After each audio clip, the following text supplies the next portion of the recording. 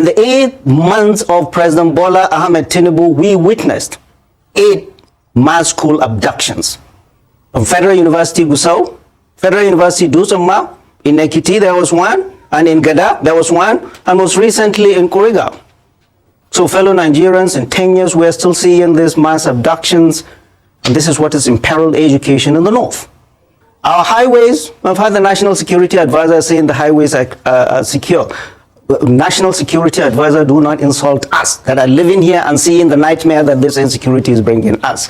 You know, May Day is just around the corner. May 29 is just around the corner. And that May Day is very special in Nigeria for the government president down to the state governors and state governors who were sworn in on May 29. When every politicians, everybody will come and give account of their performances in 1 year in office. The day, May 29, Tinubu said, subsidy gone.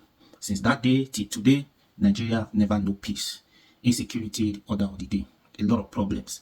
So everybody will be coming to assess, analyze Tinubu's 1 year performance in office. Now is what this man has just done. Professor Usman, a medical doctor. He has come to analyze and give Tinubu a scorecard. He rates Tinubu's administration total 0.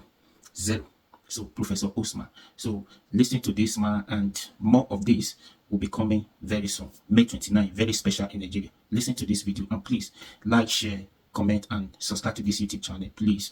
Your article, you penned a very strong article recently, a few days ago, in which you highlighted a number of issues, top of which is the issue of insecurity in the land.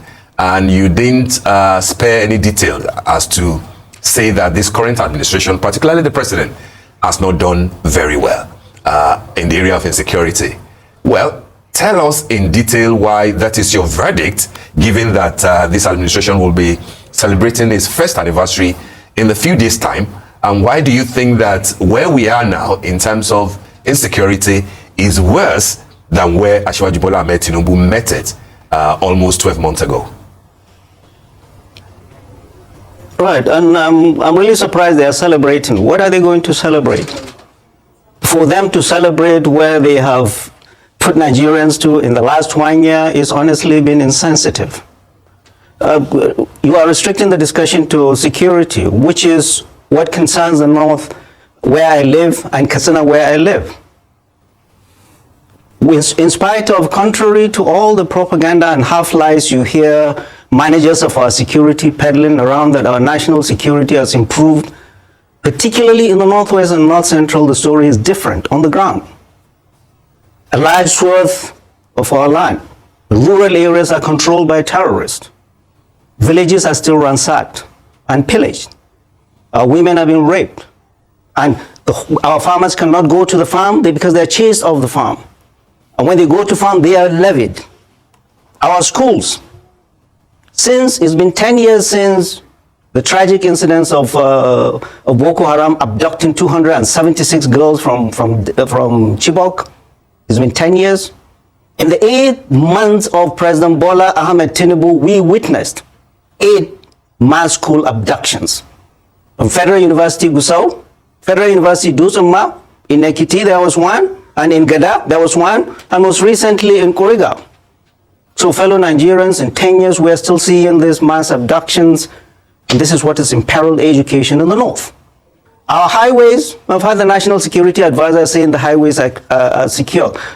National Security Advisor, do not insult us that are living here and seeing the nightmare that this insecurity is bringing us. The highways in Nigeria, particularly in the northwest, they are as unsafe as they have ever been. People have been abducted and killed at will by these terrorists. So do not take an early victory lap. Insecurity is imperiling the lives of people in the north. There are 3 main problems we see in the north: pervasive insecurity, excruciating poverty, and hunger in the land. And the failure of the government, the states and the federal government to secure our people, for them to live their livelihoods, for them to go to the farm and farm. They're not asking for much. They're not asking for Lagos-Calabar Highway, where you spend 15.6 trillion. 56% of the national budget was spent on that, while our people have been taking hostages every time. So, mass abducting children and you getting them out is no success, it's failure. Look at the school in Kuriga, Kaduna State. where these children were abducted, looked like an abattoir. Schools are not safe. Well, you brought out the 200 and whatever number of children from Kuriga, send them back home. How have you made that school safe? How have you made our schools safe? That our parents, that we can send our children to school. 400 women were abducted in Borno on the 3rd of March. Nobody is talking about them. Nobody. They are unaccounted for and they are lost. Nobody is talking about them, from the government of Borno to the federal government to this national security advisor. Nobody is talking about them. So please do not insult us and tell us security is better. It isn't. It isn't. Because the way we are doing things, we're just doing fire brigade approach. The military is taking hits all over the place, from Delta to Zamfara to Niger to Katsina. Our soldiers have been ambushed and killed every day. In the last 8 months, it's been reported that 500 officers and men have lost their lives in ambush by these terrorists. And any foe that ambushes you has a better intelligence than you. Where are we seeing this? Where are we losing soldiers, officers, and men in ambushes to this ragtag terrorist? So please, please, and please, security is not better. And we get insulted when we hear those that are supposed to advise the president coming to tell the world, at no less a place in the convocation of Usman Danfodio University, that security is better. No, it isn't. It isn't. And we must do better. And the way it's been done, we are not going to get there. Taking care of the security in the north, that which I know of, you must be able to do it sincerely, in a very strategic way, holistically, and involving everybody. And I've said it time and time again. Banditry is a social problem that has been left to fester, and we are now increasingly militarizing it. It's not a military problem, and it can never be won on the battlefield. Dialogue is a legitimate tool in any warfare, and we must do that. Zamfara state governor is saying, oh, there's no dialogue. See where we are today? He's fighting with the minister of state from Zamfara. And I want all the state governors in the north that have created their armed state militias to tell Nigerians, is security better today than when they came? All these their state militias, what they have done is they've stirred the hornet's nest and increased the bloodshed. We need elders to come in, calm things down. We need bloodshed to reduce. We need this conflict demilitarized. We need our military back to the barracks and save our young men and women from being killed all over the place. The only way to do it is to negotiate, is to go and do dialogue. It's not the job of the military. The military did not bring this mess. It is politicians that brought this mess. The military is brought in to clean after their mess. And they cannot do that because it is not a military problem. No amount of Tucano jets or whatever jets will solve this problem. We are putting the military in a very difficult situation. Politicians are messing this thing up. And hey, where were the state governors? 10 northern state governors went to America to look for solutions to security problems in their land. I've said it again and again. Banditry, all our social security problems are local. Solutions must be found locally, not in Abuja, New York City, London, or Washington, D.C., or anywhere else. Go back home and take care of your problems. I see them in the United States telling the Americans, oh, we have issues with no water, we are agrarian. They're the ones to tell you this. For 3 days, you sit down there and just vomiting intelligence to them, instead of sitting down home here and sort yourselves out. Oh, governors are buying armored personnel carriers, APCs. To do what? Is that your job? Is that your responsibility? You're supposed to build hospitals and schools and provide employment. You're wasting money on these things instead of sitting down and bringing dialogue and bring peace to your people. There's not going to be peace in this country. There's not going to be any development without reconciliation of our communities. This is not the job of the military. All of us must come in, reconcile, fighting communities before any development happen. I say this because recently I heard the federal government gave 50 billion Pulaku initiative to go and build clinics here and there. I laugh. You're just throwing good money after a very bad idea. The first and foremost thing you should do is find ways to reconcile communities. And only elders, only clerics, only traditional rulers, only people in the community, concerned citizens, can come in and bring peace to their land. Military will not bring peace to Mangu. Military will not bring peace to Zamfara. Military will not bring peace to Kaduna or Niger. Local people must bring peace to themselves. The military is overstretched. It's all over, deployed all across this country. Recently, the military pulled out of two bandit-infested zones in Maru. And in Shiroro, they've taken a lot of hits. They pulled out unannounced and left the people that way. It's an indication that should worry us. The military is getting fed up of this. Fed up of this. Our boys are getting battle fatigue. We can solve these problems by everybody getting involved and solving this problem. These are internal conflicts we must solve. You go to Washington, D.C. to tell them about problems in Zamfara, or about problems in the Plateau, or about problems in Benue, when you guys have never sat down. No of these governors have sat down for 3 days, either in Kaduna or NIPS, to discuss our problems. No, they went to Washington, D.C. So the whole thing is messed up. The governors have the levers of the drivers of insecurity. And they know that, not the military. Not the military. Take care of these problems. These things will be solved cheaply. Not by bombs. You cannot use bomb to... Look at, you find a place where vigilantes are killing Fulanis. Fulanis are killing vigilantes. All of them are armed. So what happens when the Air Force comes? Who do they bomb? Who do they bomb? And I hear the Air Force saying, yeah, we have decimated 1,000 terrorists. How can you tell that from the sky? Thank you, Professor.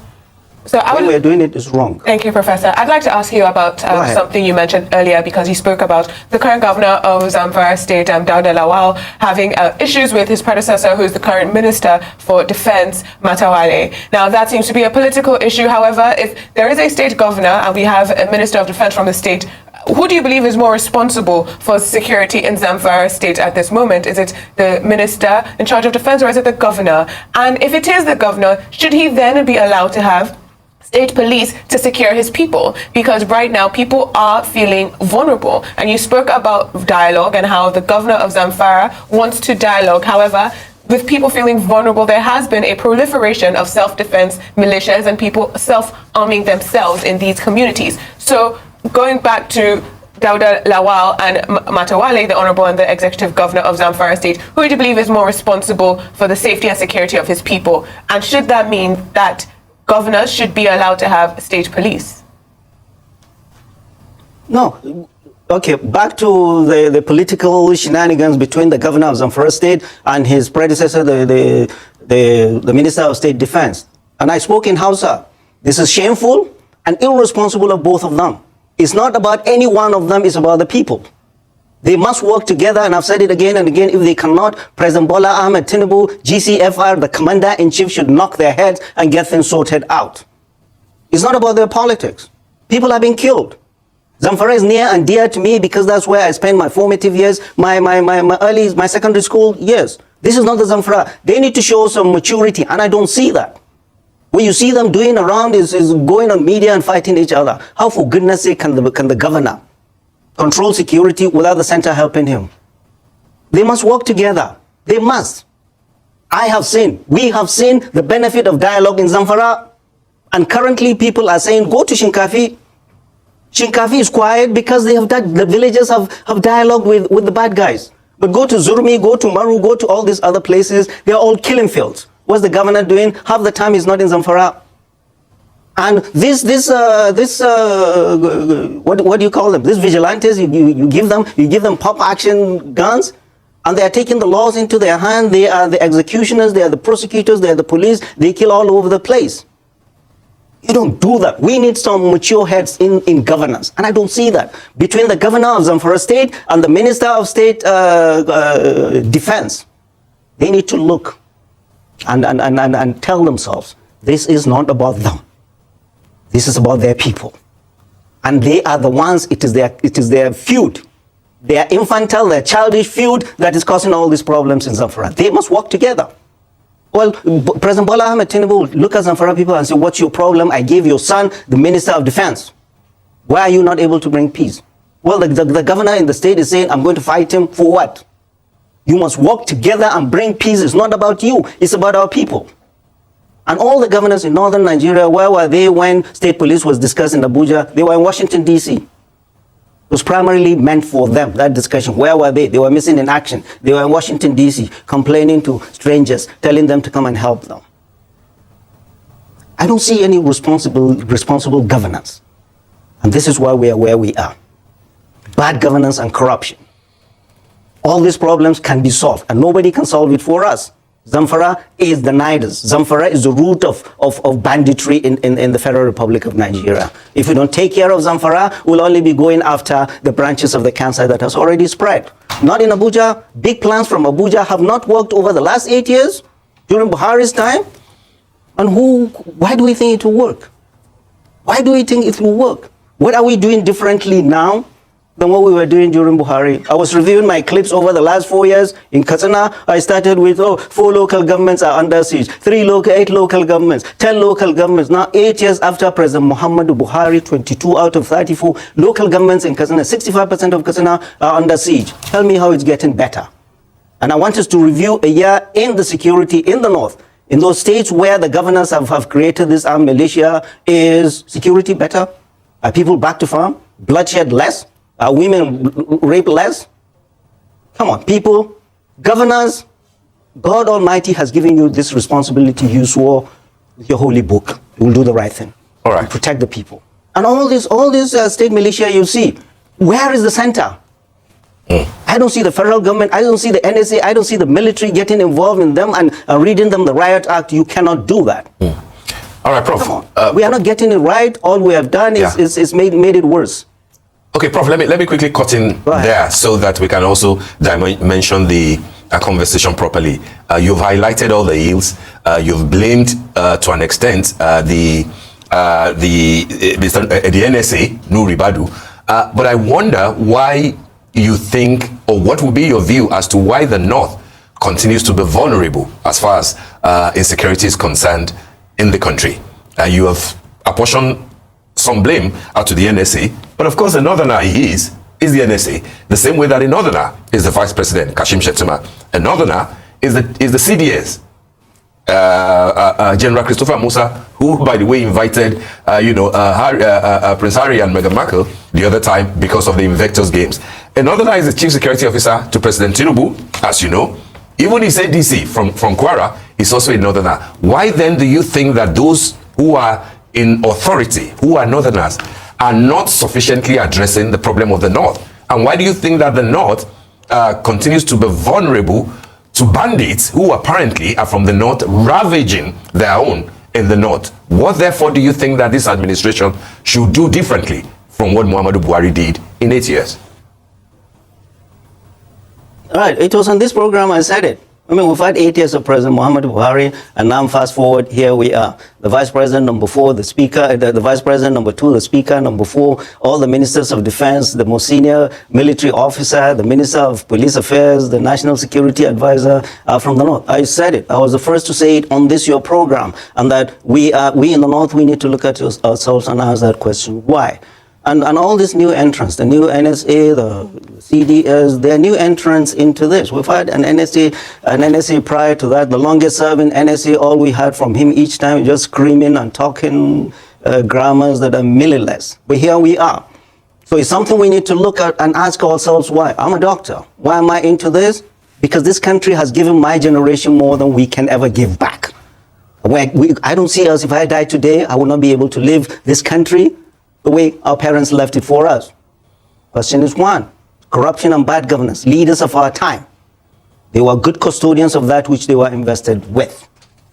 They trained us well. They invested in us. We went into the world from the village primary and secondary schools. We went into the world and competed favorably in some of the best centers in the world. We're back home. We are not going to fold our arms and see that. Primarily, we must look at ourselves in the North.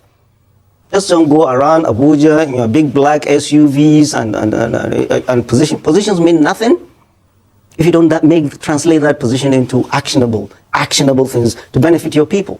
Your people voted you in. President Bola Ahmed Tinubu, I said it again and again, does not know our insecurity, and from his words and deeds sees all of that as irritant. He's more interested in the economy. He's handed this into you, and everybody is doing his own. Governors are acting as supreme. They're sovereign. Nobody will sit down collectively together, all of them. All these problems are solvable. Close the door.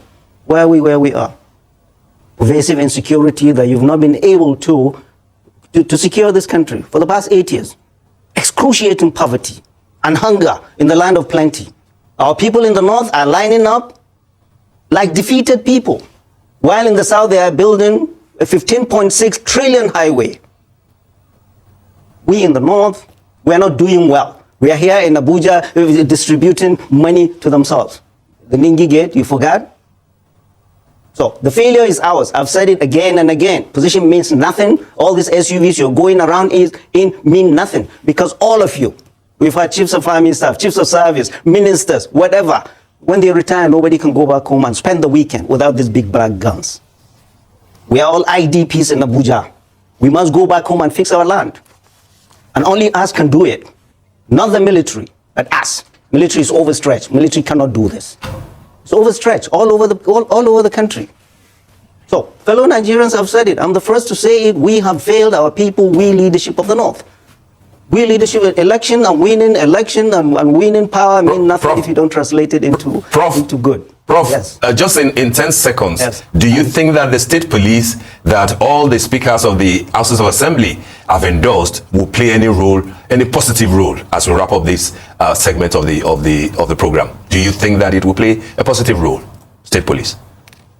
Yeah. The reason and the big concern is this governors don't use them as their political police, like they are now using this state militia. The whole reason for asking for state police is because there is no boots on the ground, either the police or the military, to police our people. So they're asking for this, but we must be able to refine it. All members of the State House of Assembly are appointed by the governors. So there has to be responsible leadership for this police to work. But we need more policing to police our villages, to police our towns. Security, the way it's been done, is not run properly. Everybody must be involved. Leadership must be responsible. This fight between Zamfara and the center is uncalled for, and it's not in the interest of the people. We cannot continue seeing this way. Insecurity, no development will come without security. People of the North, open your eyes.